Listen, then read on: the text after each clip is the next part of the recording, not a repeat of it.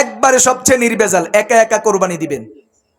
এটা সবচেয়ে নির্ভেজাল, হোক একটা বকরি, হোক একটা দুম্বা, হোক একটা ভেড়া, একবারে বড় গরুতে যাওয়ার দরকার নাই।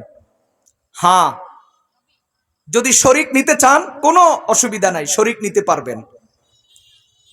কিন্তু দুম্বা, ভেড়া, ছাগল, বলেন দুম্বা, ভেড়া, ছাগল, এই তিনটার মধ্যে কোনো শরিক জায়েজ নাই। এই জানোয়ারগুলো একজনের পক্ষ থেকেই হবে, এক শরিক, বাস একজনের পক্ষ থেকে, এক শরিকের পক্ষ থেকে। এখানে একাধিক নাম, একাধিক শরিক জায়েজ হবে না।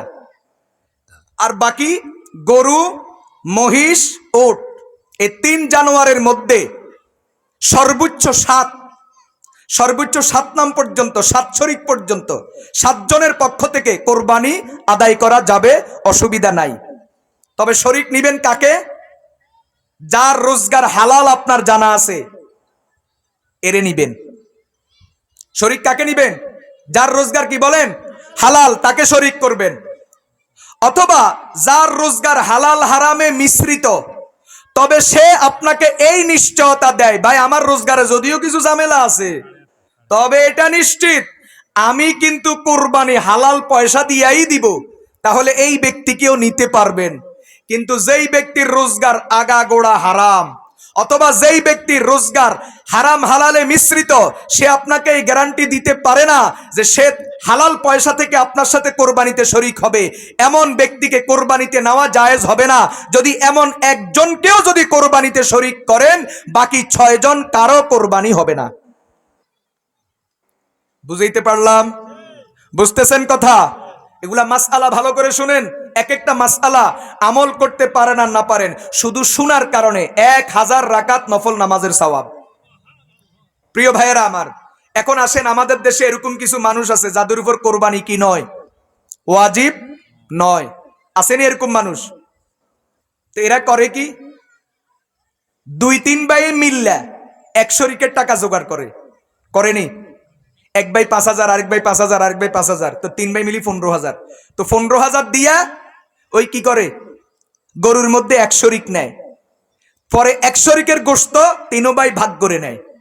এই পদ্ধতিতে গ্রামে অহরহ কোরবানি হচ্ছে কিনা জানেন আপনারা? যেমন একটা গরুতে 7 শরিক, 6 শরিক ঠিক আছে, বাকি 1 শরিক কিভাবে?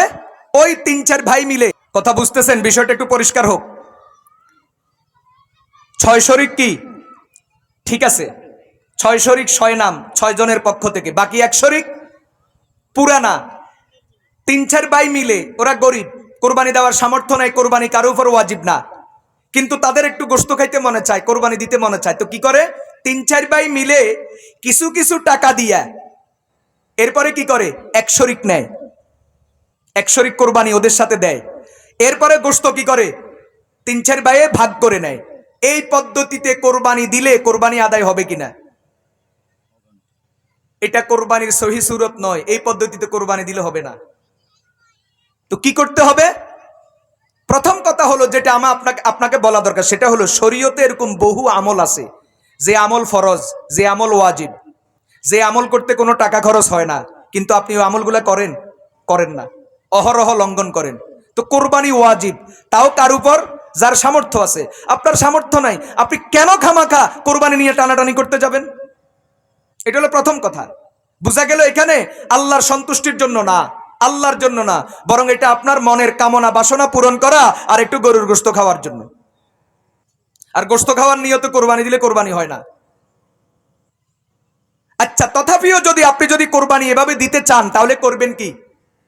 সহি সুরত হলো, যেই 3-4 ভাই মিলে টাকা জোগাড় করছেন 5000 করে, এই টাকাগুলোর একজনকে মালিক বানায়া দিবেন, কোনো শর্ত ছাড়া, নিঃশর্তে। 3-4 ভাই মিলে যে টাকা জোগাড় করছেন 15,000, 20,000, এই টাকাগুলা যেই কোনো এক ভাইকে, যেই কোনো একজনকে মালিক বানায়া দিবেন। তো দেওয়ার পরে উনি উনার নামে কোরবানি দিবে, আপনাদের কোনো দাবি দাবা চলবে না, কোরবানি উনি উনার নামে দিবে। তাহলে 6 জন, ইনি একজন, 7 জন। হ্যাঁ, তবে তিনি এটা করতে পারবেন যে আমি তো কোরবানি দিতে পারতাম না, আমারে সবাই সহযোগিতা করাতে আমি কোরবানি দিলাম, অতএব গোশত আমি একা খাবো না, আমি এদেরকে নিয়ে খাবো, এদেরকেও গোশত দিব, তাহলে আর অসুবিধা নাই। কোরবানি দেওয়াও ঠিক আছে, গোশত খাওয়াও ঠিক আছে।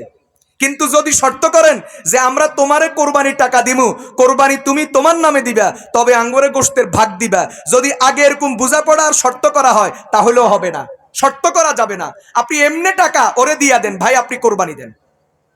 এখন ও যদি চিন্তা করে যে আমারে বেচারারা টাকা দিল কোরবানি করার জন্য, আমি গোশত একলা কেমনে খাই, ওদেরকেও নিয়ে খাই, ওদেরকেও ভাগ দিই, তাহলে আর অসুবিধা নাই। কথা বুঝতেছেন? এটা হলো এইভাবে কোরবানি দেওয়ার পদ্ধতি। আল্লাহ তাআলা বুঝার তৌফিক দান।